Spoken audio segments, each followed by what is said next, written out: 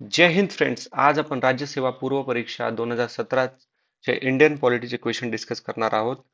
Let start with question number 71. जोड्या जुळवा. भारतीय परिषद अधिनियम 1909, भारत सरकार अधिनियम 1919, भारत सरकार अधिनियम 1935, भारतीय स्वातंत्र्य अधिनियम 1947. तर मित्रांनो, याचं करेक्ट आन्सर आहे ऑप्शन नंबर 1. भारतीय परिषद अधिनियम 1909 यामध्ये पहिल्यांदाच मुस्लिम समुदायाची स्वतंत्र प्रतिनिधित्व स्वीकारलं. याच्यात रिव्हर्स इंजिनिअरिंग करूयात. यालाच मोर्ले मिंटो रिफॉर्म म्हणतात. ओके. त्याच्यानंतर आहे भारत सरकार अधिनियम 1919, प्रांतामध्ये द्विशासन पद्धती. मित्रांनो, यालाच मॉन्टेगुच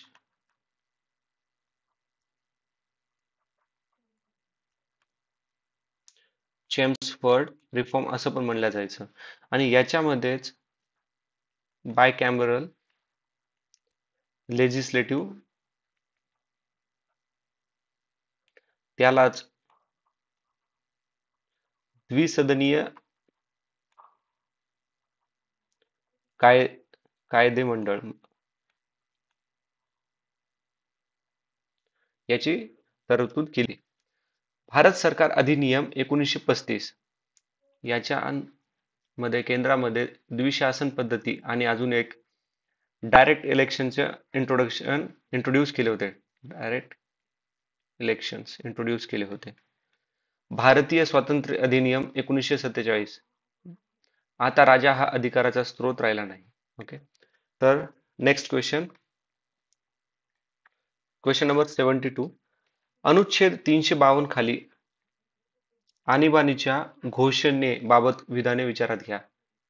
ओके.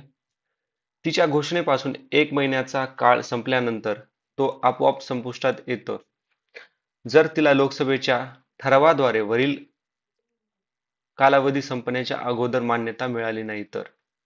राष्ट्रपतीला आणीबाणी घोषित करण्याचा अधिकार आहे, मात्र त्यासाठी संपूर्ण मंत्रिमंडळाने त्यांना ती घोषित करण्यासाठी लिखित स्वरूपात शिफारस केली तर. तर मित्रांनो, याचा आन्सर आहे दोन्ही पण फॉल्स आहे त्याच्यामध्ये. ओके. तर याच्यात रिव्हर्स इंजिनिअरिंग करूयात आपण.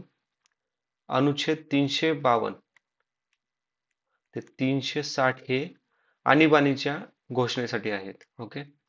यालाच आपण इमर्जन्सी प्रोव्हिजन्स म्हणतो. हा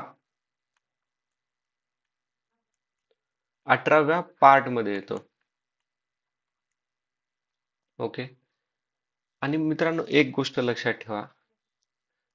जसं आता इंग्लिशवाल्या स्टुडंटला फार इझी जाईल. इथं automatically comes to an end on the expiry of 1 month. मित्रांनो, इंडियन पॉलिटीच्या क्वेश्चन्स मध्ये किंवा इंटरनॅशनल रिलेशनच्या क्वेश्चन्स मध्ये कोणतीही गोष्ट ऑटोमॅटिकली होत नाही. ओके. एक प्रोसिजर असते आणि त्या प्रोसिजर मध्ये वेगवेगळ्या छोट्या छोट्या बॉडीज असतात. त्या सर्वांची सहमतीनंतरच कोणता पण कायदा पास होतो किंवा त्याच्यावरती ऍक्शन घेतल्या जाते. तर ऑटोमॅटिकली हा शब्द एक ट्रॅप वर्ड आहे इथे. ओके. तर ऑप्शन अ तर चुकलंय. आता ब मध्ये बघितलं तर राष्ट्रपतीला आणीबाणी घोषित करण्याचा अधिकार आहे, इथपर्यंत बरोबर आहे. ओके. पण त्याच्या पुढचं सेंटेन्स हे चुकीचं आहे. हं? जर आणीबाणी हटवायची असेल, ओके, तर किंवा आणीबाणी रिमूव्ह करायची असेल तर प्रेसिडेंट रिवोक करू शकतो. ओके. विदाऊट कोणाचं कन्सेंट न. पण अजून एक पद्धत आहे रिमूव्ह करण्याची. जर लोकसभेमध्ये सिंपल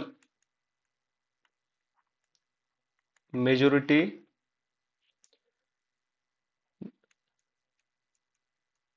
डिसअप्रूव्हिंग इट्स कंटिन्युएशन. ओके. याच्यात अजून 2-3 गोष्टी लक्षात ठेवा.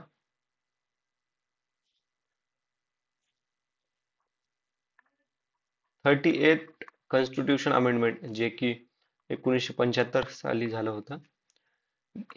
याच्या अंडरमध्ये जे ज्युडिशियल रिव्ह्यू होते, न्यायालयीन पुनर्विलोकन, या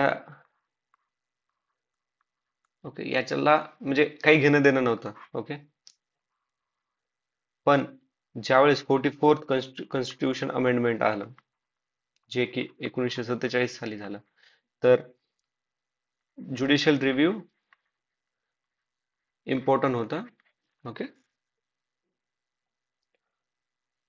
आता नेक्स्ट क्वेश्चन पाहूयात. न्यायालयीन पुनर्विलोकन म्हणजे ज्युडिशियल रिव्ह्यू बाबत खालीलपैकी कोणते विधान बरोबर नाही?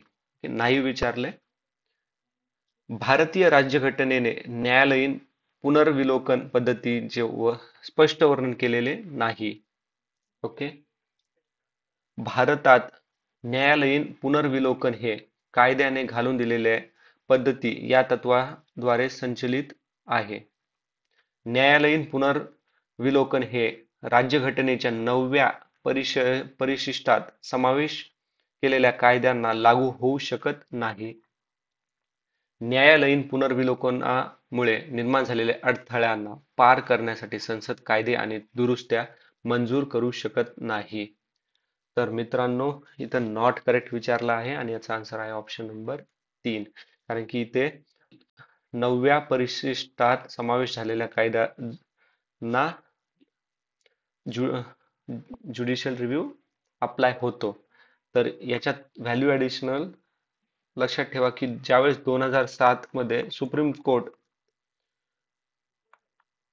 लॉ इन्क्लूड केला होता इन शेड्यूल 9 म्हणजे 9व्या परिशिष्टात समावेश काय केलं होतं की 24 एप्रिल 1973च्या नंतरचे, लक्षात ठेवा ही तारीख लक्षात ठेवा, 24 एप्रिल 1973च्या नंतर. क्वेश्चन मध्ये नंतरच्या ऐवजी आधी टाकून तुम्हाला कन्फ्यूज करू शकतात. ओके. ज्युडिशियल रिव्ह्यू म्हणजेच राज्यघटनेचा 9वा परिशिष्टात न्यायालयीन पुनर्विलोकन हे ऍप्लिकेबल आहे. आणि 9व्या परिशिष्टाचा समावेश फर्स्ट कॉन्स्टिट्यूशन अमेंडमेंट 1991 साली झाला होता आणि त्यावेळेसचे प्राईम मिनिस्टर होते नेहरूजी. ओके. आता एक लास्ट ऑप्शन मध्ये थोडंसं व्हॅल्यू ॲडिशन करूयात. मी खाली लिहितो बघा. हे parliament cannot pass law and amendment for overriding the hurdles created by judicial review. बघा, ज्युडिशियल रिव्ह्यू मध्ये फक्त एक जे सुप्रीम कोर्टचं जे डिसिजन आहे ना, तर ह्या डिसिजनावरून जो डिसिजन म्हणजे सुप्रीम कोर्टाने घेतलेला आहे ज्युडिशियल रिव्ह्यूच्या अंडरमध्ये, तो इझिली ना इझिली अल्टर करू शकत नाहीत. म्हणजे सुप्रीम कोर्टाचा जो पण त्यांचं ओपिनियन आहे, तर पार्लमेंटला ते विचारात घ्यावंच लागतं. हा, पण शेवटची जी ताकद असते, फायनल डिसिजन घेण्याची जी पॉवर असते, ते पूर्णतः पार्लमेंटच्या हातामध्ये असते. ओके. तर हा पॉइंट थोडा लक्षात घ्या. आता थोडेसे ऍडिशनल पॉइंट आहेत. काही प्रोव्हिजन्स आहेत बघा, जे सपोर्ट करतात न्यायालयीन पुनर्विलोकनासाठी. जसे की आर्टिकल 372 सब क्लॉज 1. तर याच्यानुसार establish judicial review of pre constitution legislation. त्याच्यानंतर अजून कोणकोणते आर्टिकल सपोर्ट करतात? आर्टिकल 13, आर्टिकल 32, 226, त्याच्यानंतर आर्टिकल नंबर 251, आर्टिकल नंबर 254, पुन्हा 246 सब क्लॉज 3, आर्टिकल 245, ओके, आणि आर्टिकल 131 पासून 137. तर मित्रांनो, आता पाहूयात नेक्स्ट क्वेश्चन. राष्ट्रीय राजधानी प्रदेश दिल्ली संदर्भी रिकाम्या जागामध्ये सापडतात. तर मित्रांनो, याचा आन्सर आहे ऑप्शन नंबर 2, अनुच्छेद 239 सब क्लॉज ए ए. तर याच्यामध्ये व्हॅल्यू ऍडिशन करूयात. अनुच्छेद 239 सब क्लॉज ए मध्ये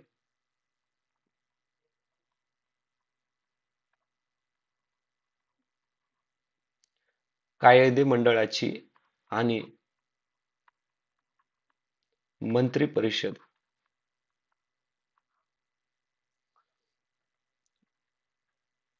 याची क्रिएशन बद्दल बोललं जातं. कुठे कायदेमंडळ आणि मंत्री परिषद यांचं क्रिएशन कुठे असायला पाहिजे? ज्या युनियन टेरिटरी म्हणजे मध्ये लेजिस्लेशन आहे, जसं की एक्झाम्पल दिल्ली आणि पुदुच्चेरी. त्याच्यानंतर आहे अनुच्छेद 239 ए बी. जर इन केस जर फेलियर आलं असेल कॉन्स्टिट्यूशनल मशिनरीजचं,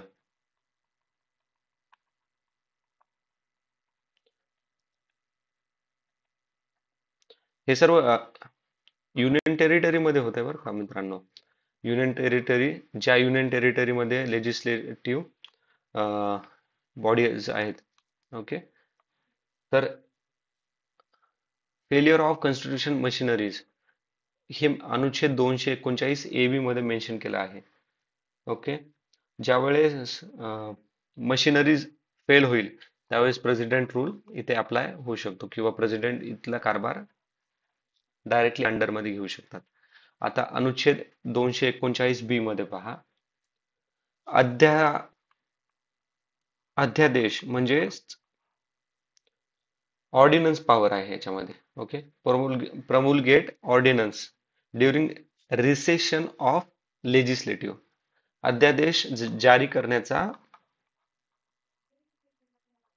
म्हणजे अध्यादेश जारी करण्याची जी पॉवर असते ना, ते अनुच्छेद 239 बी मध्ये आहे. तर पुढचा क्वेश्चन पाहूयात मित्रांनो. 108व्या घटना दुरुस्ती विधेयकाबाबत खालील विधाने विचारात घ्या. बरोबर स्टेटमेंट विचारलेलं आहे. ते लोकसभा आणि राज्यांच्या विधानसभेमध्ये महिलांसाठी एक-तृतीयांश राखीव जागेसंबंधी होते. राज्यसभेत ते विधेयक 9 मार्च 2010 रोजी मंजूर केले होते. लोकसभेत विधेयकावर कधीच मतदान केले नाही. 15व्या लोकसभेच्या विसर्जनानंतर हे रद्द झाले. मित्रांनो, हे सर्व बरोबर आहे. Option number 4 is the answer. आता याच्यात एक गोष्ट लक्षात ठेवा की कॉन्स्टिट्यूशन अमेंडमेंट ऍक्ट 106 जो की 2023 मध्ये पारित झाला होता, त्याच्या अंडरमध्ये वन थर्ड म्हणजे एक तृतीयांश रिझर्वेशन कोणासाठी? महिलांसाठी.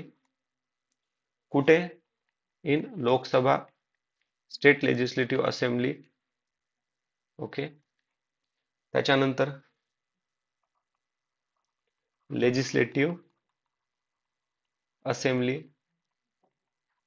ऑफ दिल्ली. आता याच्यामध्ये विमेन्स नाही तर SC ST यांचा पण समावेश होतो. मित्रांनो, हा क्वेश्चन EPFO 2024च्या पेपरमध्ये आला होता आणि हा रिलेव्हंट आहे, आपल्याला पण विचारला जाऊ शकेल 2024च्या एक्झाम मध्ये. तर पुढचा क्वेश्चन पाहूयात आपण. नागरिकांसाठी खालीलपैकी कोणती कर्तव्ये विहित करण्यात आली आहेत? ग्रामपंचायतीचे संघटन करणे, उत्पन्नातील विषमता कमी करणे, देशाचे संरक्षण करणे, लष्करी सेवा बजावणे, समान नागरी कायदा निश्चित करणे, सार्वजनिक निवडणुकांमध्ये मतदान करणे. तर मित्रांनो, याचा आन्सर आहे ऑप्शन नंबर डी. फक्त क हे बरोबर आहे. आता याच्यात एक लक्षात ठेवा की हे समान नागरी कायदा निश्चित करणे जे ऑप्शन डी मध्ये आहे ते DPSP च्या आर्टिकल नंबर अनुच्छेद नंबर 44 मध्ये मेन्शन केला आहे. आणि हे खूप वेळेस न्यूज मध्ये येतं, secure uniform civil code. Okay, next question. खालील विधाने विचारात घ्या. बरोबर नाहीत हे विचारलंय मित्रांनो, इथे लक्षात घ्या. जर एखादी व्यक्ती संसदेच्या दोन्ही सभागृहासाठी निवडून आली असेल तर तिने कोणत्या सभागृहात सेवा देऊ इच्छिते ते 10 दिवसाच्या आत कळविलेच पाहिजे, अन्यथा दोन्हीही जागा रिक्त होतात. जर एखादी व्यक्ती एखाद्या सभागृहात 2 जागेवर निवडून आली तर तिने एका जागेसाठी पर्याय दिला पाहिजे, अन्यथा दोन्हीही जागा रिक्त होतात. जर एक सभागृहाचा सदस्य असलेला दुसऱ्या सभागृहासाठी देखील निवडून आला तर त्याची पहिल्या सभागृहातील जागा रिक्त होते. तर मित्रांनो, ऍक्च्युली याचा आन्सर आहे, आपल्याला नॉट करेक्ट विचारलंय तर याचा आन्सर आहे ऑप्शन नंबर 3, फक्त अ. त्याच्यानंतरचा क्वेश्चन 78वा. राष्ट्रीय मानवाधिकार आयोगाच्या अध्यक्षाची नियुक्ती काही व्यक्तींच्या समितीच्या शिफारसीवरून राष्ट्रपती द्वारा केली जाते, तर कोणते सदस्य नाहीत? मित्रांनो, याचा आन्सर आपण कॉमन सेन्सनं काढूयात आता. पंतप्रधान, गृहमंत्री, लोकसभेतील विरोधी पक्ष, राज्यसभेतील विरोधी पक्ष, लोकसभेचा सभापती, राज्यसभेचा सभापती. आता मला एक सांगा, राज्यसभेचा सभापती असतो कोण? हा असतो व्हाईस प्रेसिडेंट. ओके, उपराष्ट्रपती. आता मला सांगा की जस्ट कॉमन सेन्स विचार करा की पंतप्रधान आणि व्हाईस प्रेसिडेंट एकाच मीटिंगला थोडी ना बसणार आहेत. ओके, म्हणजे कॉमन सेन्स आहे ना.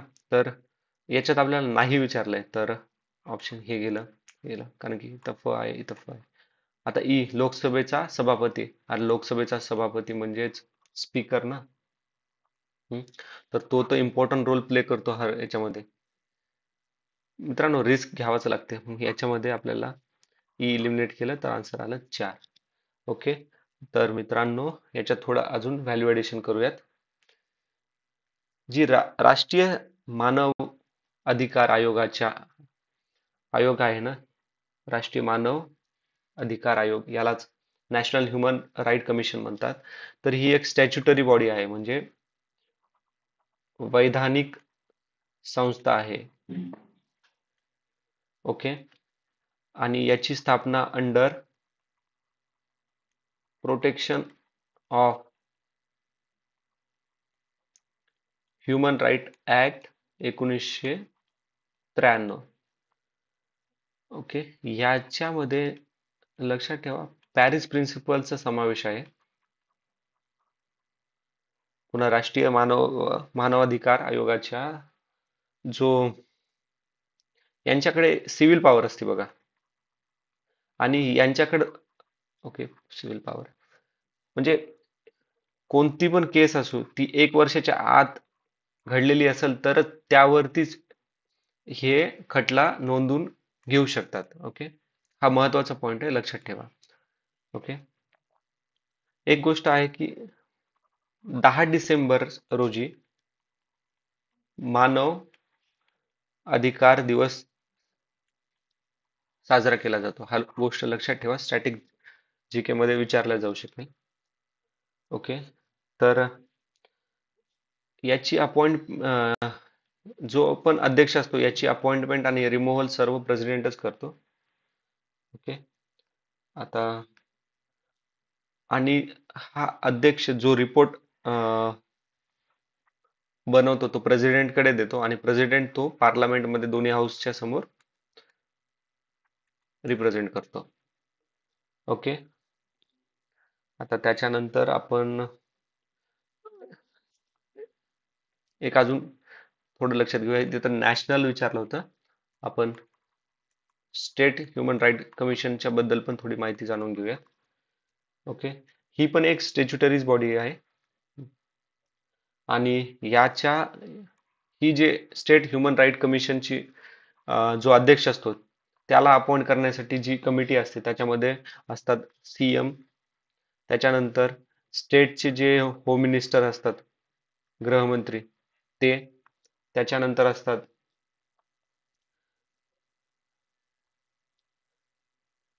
विधानसभेमधील जे अपोजिशन पार्टीचे जे लीडर असतात ते.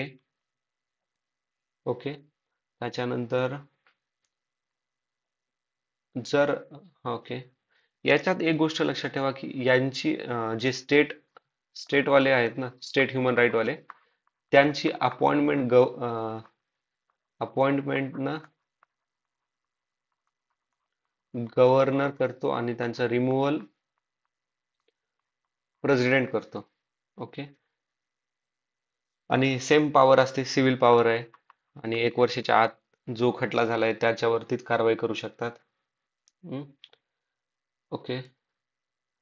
त्याच्यामध्ये ऍक्च्युली ही मल्टी मेंबर बॉडी असते. ओके. म्हणजे यांच्यामध्ये एक अध्यक्ष आणि त्याच्या अंडरमध्ये खूप सारे मेंबर्स असतात. जसे की, आणि ह्या मेंबर्समध्ये दोन्हीमध्ये स्टेट असो का नॅशनल ह्युमन राईट असो, राष्ट्रीय मानवता अधिकार किंवा राज्य मानवता अधिकार, यांच्यामध्ये ना जे एक चेअरपर्सन असतो ना, तो एक तर सीजीआयचा सीजीआय असतो, रिटायर सीजीआय, किंवा सुप्रीम कोर्टाचा एखादा जज असतो, रिटायर असतो किंवा सर्विंग असतो ॲज त्यांच्या क्रायटेरियानुसार. आता एक गोष्ट लक्षात ठेवायची, यांचा टेन्युअर काय आहे.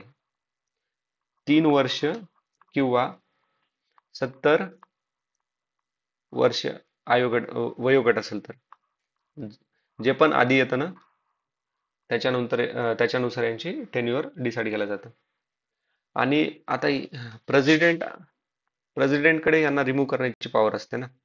तर प्रेसिडेंट काय करतो, प्रेसिडेंट तेव्हाच रिमूव्ह करू शकतो यांना ज्या वेळेस लाईक मिसबिहेवियर असेल किंवा इनकॅपॅसिटी. ओके. ओके. तर आता अजून अजून हा एवढंच. नेक्स्ट क्वेश्चन करूयात आता डिस्कस. खालील विधाने लक्षात घ्या, चुकीची विधाने कोणती. कलम 262 नुसार भारताच्या राष्ट्रपतींना आंतरराज्य नदी जलवाटप, interstate river water dispute tribunal स्थापन करण्याचा अधिकार आहे. ओके. आपल्याला चुकीचं विधान विचारलेलं आहे. भारतीय राज्यघटनेच्या कलम 262 नुसार संसदेला कायद्याद्वारे आंतरराष्ट्रीय नद्यांच्या किंवा नदी खोऱ्यातील पाण्यासंबंधीच्या तंट्यांच्या अभिनिर्णयाकरता तरतूद करून येते. तर मित्रांनो, इनकरेक्ट आहे ऑप्शन ब, आणि हे करेक्ट आहे.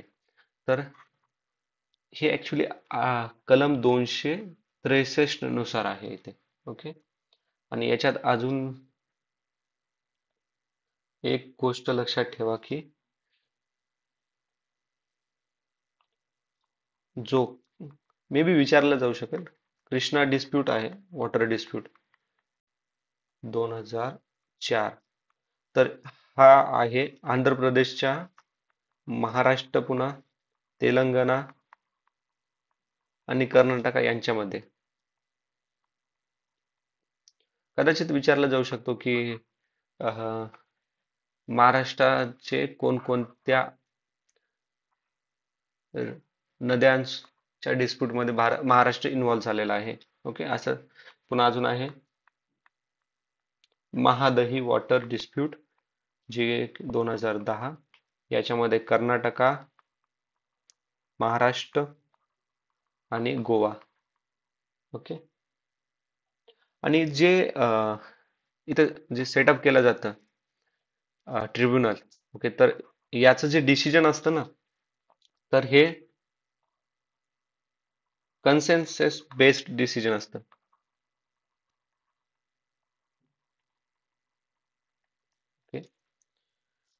तर नेक्स्ट क्वेश्चन आहे, खालीलपैकी कोणते विधान बिनचूक आहे? Okay, which of the following statement is correct? बिनचूक मित्रांनो, इथे कन्फ्यूज होऊ नका. बिनचूक वाचण्यामध्ये एक्झामच्या प्रेशरमध्ये आपण इथं मिस्टेक करू शकतो. एकच व्यक्ती एकाच वेळी दोन किंवा अधिक राज्यासाठी राज्यपाल म्हणून नियुक्त करता येत नाही. राज्यपालास त्याच्या पदावरून काढण्यासंदर्भात भारतीय राज्यघटनेत विशिष्ट अशी प्रक्रिया सांगितलेली नाही. राज्यपाल हा संसदेच्या दोन्ही सभागृहापैकी एकाचा सदस्य असणे आवश्यक असते. बापरे. राज्यातील विद्यापीठाच्या कुलपतीची नियुक्ती राज्यपाल करतो. तर मित्रांनो, याचं आन्सर आहे ऑप्शन नंबर 2. ओके, कारण की इथे राज्यपाल नाही, प्रेसिडेंट करतो आणि दोन किंवा अधिक राज्यपाल यांची नियुक्ती केल्या जाते.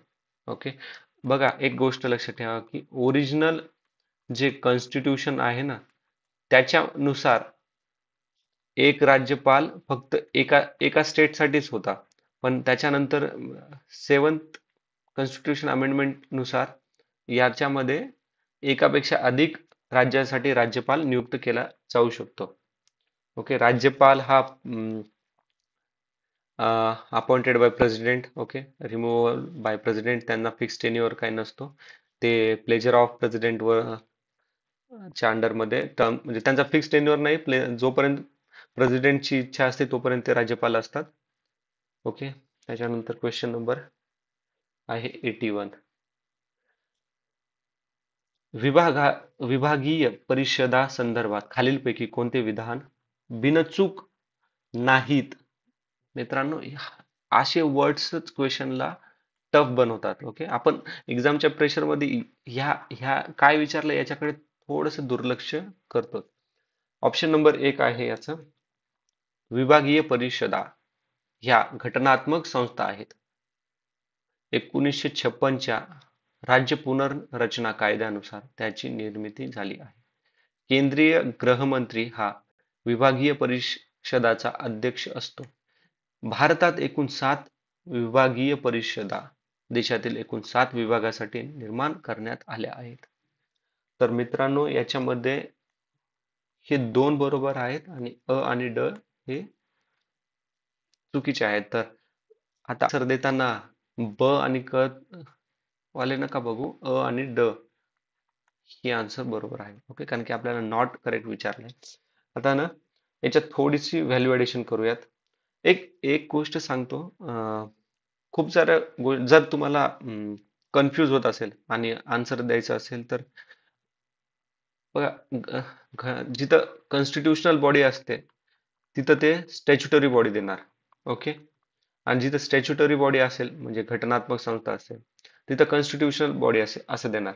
ओके, हे स्वॅप करणार. ओके, तर आता इकडे लक्ष घ्या की ही ऍक्च्युली घटनात्मक संस्था नाहीये, तर ही वैधानिक संस्था आहे, म्हणजे स्टॅच्युटरी बॉडी आहे. अच्छा, आणि एक टोटल 7 नाही 5 आहेत विभागीय परिषद, झोनल काउन्सिल. आता 5 कुठे आहेत? सेंटर मध्ये, नॉर्थ, साऊथ, ईस्ट, वेस्ट मध्ये. ओके, आता हा गृहमंत्री तर याचा अध्यक्ष असतो. उपाध्यक्ष कोण असतो?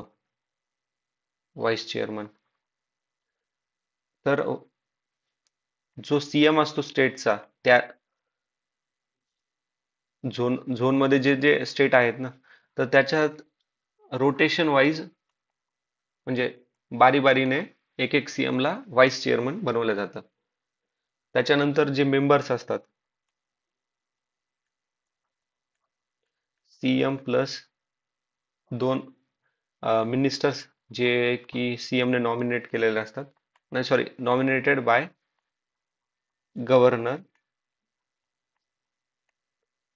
ओके, आणि जर त्या झोनमध्ये युनियन टेरिटरी असेल तर त्याचे 2 मिनिस्टर असतात. आणि ऍडवायझरी म्हणून ऍडवायझर्स कोण कोण असतात याच्यामध्ये? नीती आयोगचा एक मेंबर असतो. त्याच्यानंतर असतं चीफ सेक्रेटरी. ओके. मित्रांनो, आता एक गोष्ट अजून लक्षात घ्या, मे बी नेक्स्ट एक्झाम मध्ये विचारला जाऊ शकते. बघा, जी नॉर्थ ईस्ट आहे ना आपले 7 सिस्टर म्हणतात आपण नॉर्थ ईस्टला, तर त्यांचा नॉर्थ ईस्ट काउन्सिल ऍक्ट 1971 ला, तर ह्या कायद्यानुसार सेपरेटली क्रिएटेड बाय पार्लमेंट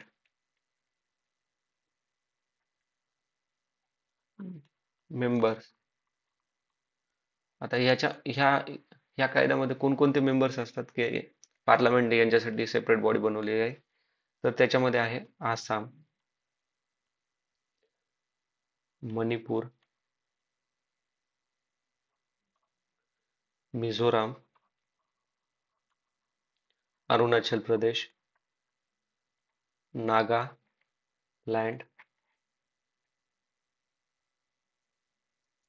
त्याच्या मेघालया, त्रिपुरा आणि आहे सिक्कीम. ओके. याला विसरू नका, कारण की 7 सिस्टर मध्ये आपल्याला हे 7 लक्षात येतात. सिक्कीम पण या काउन्सिलचा मेंबर आहे. ओके.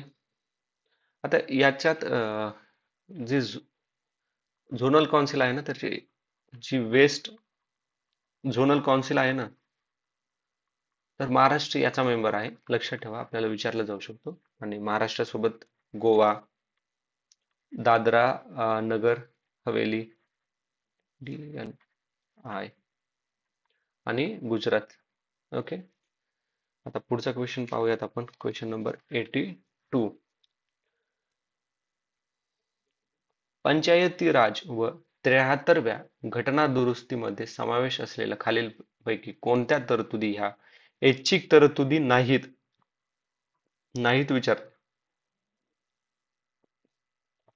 ग्रामपंचायत, पंचायत समिती आणि जिल्हा परिषद यांचे लोकप्रतिनिधी मतदाराद्वारे प्रत्यक्षरित्या निवडले जातील. पंचायत राज संस्थांना आर्थिक अधिकार देणे, त्यामध्ये त्यांना कर, जकाती, पथकर लावण्याचा, वसूल करण्याचा आणि वापरण्याचा अधिकार समाविष्ट असेल. पंचायत राज संस्थाची निवडणूक लढविण्यासाठी 21 वर्षे ही किमान वयोमर्यादा असते. स्थानिक खासदार आणि आमदार यांच्या मतदारसंघात असणाऱ्या पंचायत राज संस्थांमध्ये प्रतिनिधित्व देण्यात यावे. तर मित्रांनो, आपल्याला विचारला आहे नॉट करेक्ट. ओके. तर अ आणि ड हे नॉट करेक्ट आहे. आन्सर 4 असेल. ओके. तर याच्यात थोडीशी व्हॅल्यू ऍडिशन करूयात आपण. 73व्या घटनानुसार तर पंचायत याच्यामध्ये 29 सब्जेक्ट आहेत. पंचायत राज हा पार्ट 9 चा भाग आहे. पार्ट 9 मध्ये इन्व्हॉल्व आहे. कलम 243 ते 243 सब क्लॉज ओ. ओके. आता एक अजून लक्षात घ्या, आज ह्या एक्झामला 73 विचारलाय. मे बी नेक्स्ट एक्झामला 74 कॉन्स्टिट्यूशन अमेंडमेंट ऍक्ट विचारलं जाऊ शकतो, जो की म्युन्सिपल पार्टी बद्दल बोलतो. आणि हा पण 1992 मध्येच पारित झालेला आहे. तर याच्यामध्ये हा येतो 12th शेड्यूल मध्ये. आणि आपला जो पंचायतीवाला आहे तो येतो 11th शेड्यूल मध्ये. मित्रांनो, मी कम्पेअर करून सांगतोय, याने म्हणजे लक्षात राहण्यासाठी मदत होते. ओके. तर हा असतो पार्ट 9 सब क्लॉज ए मध्ये. तिथंच 73 मध्ये फक्त पार्ट 9 आहे. त्याच्यानंतर ओके, दोन गोष्टी लक्षात ठेवा आता. Article 243 Z A, sub clause Z A, हा बोलतो स्टेट इलेक्शन कमिशन बद्दल. आणि state election commission election conduct करतात पंचायती, ओके, आणि म्युन्सिपाल्टीचे, लक्षात ठेवा. त्याच्यानंतर दोन तीन पॉइंट.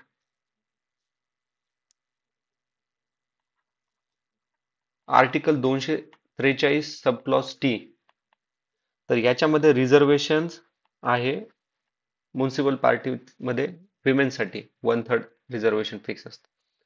आर्टिकल 243 वाय याच्यामध्ये येतो स्टेट फायनान्स कमिशन. आणि स्टेट फायनान्स कमिशन म्हणजेच वित्तीय संस्था. ओके. अजून काय राहिले सांगायचं? ओके, एवढंच मित्रांनो. आता मित्रांनो एक एक गोष्ट लक्षात ठेवा. जर जो मुलगा इंग्लिशमध्ये पेपर सॉल्व करत असेल ना, जो स्टुडंट, तर बघा direct election to all seats. Okay, most of the time ना ऑल हा एक ट्रॅप वर्ड आहे. आता आपण पुढचा क्वेश्चन पाहूयात. आता ह्या क्वेश्चन मध्ये मी लगेच एक सांगतो, इथे पण बघा ऑल क्वेश्चन्स हा ट्रॅप वर्ड आहे. ओके. आंतरराष्ट्रीय न्यायालयाबाबत खालीलपैकी कोणते विधान बरोबर आहेत? हे न्यायालय कायमस्वरूपी जिनेवा येथे कार्यरत आहे. त्यांच्यापुढे आलेले सर्व सर्व बघा सर्व प्रश्न उपस्थित न्यायाधीशाच्या बहुमताने सोडविले जातात. न्यायाधीशाची निवड ही 6 वर्षाच्या कालावधीसाठी होते. नियुक्त न्यायाधीश पुनर्निवडणुकीस पात्र नसतात. मित्रांनो, जो आपण खूप सारे क्वेश्चन बघितलेत बघा, जिथे आहे असतं तिथे नाही देणार. ऐक, ओके. पुन्हा ओके, तर ऍक्च्युली याचा आन्सर आहे ऑप्शन नंबर ए. हे न्यायालय कायमस्वरूपी जिनेवा येथे कार्यरत आहेत. आता लक्षात ठेवा की इंटरनॅशनल कोर्ट ऑफ जस्टिस मध्ये म्हणजेच आंतरराष्ट्रीय न्यायालय 1945 साली स्थापित करण्यात आले होतं बाय युनायटेड नेशन. याचं हेडक्वार्टर आहे, लक्षात ठेवा मित्रांनो, हेग, नेदरलँड. याच्यामध्ये 15 न्यायाधीश असतात आणि हे इंडिपेंडंट असतात. नॉट म्हणजे कोणावर मतलब याचं कोणत्या गव्हर्नमेंटचा याच्यावरती इन्व्हॉल्वमेंट नसतं. ओके, म्हणजे सपोज हा पाकिस्तानचा न्यायाधीश आहे तर तो पाकिस्तानला फेवर करेल असं असं काही नसतं याच्यामध्ये. ओके. आणि इथली जी कारवाई चालत असते ती इंग्लिश लँग्वेज मध्ये किंवा फ्रेंच लँग्वेज मध्ये चालते. आता याच्यामध्ये एक आहे न्यायालयाची निवड ही 6 वर्ष नाही 9 वर्षासाठी आहे.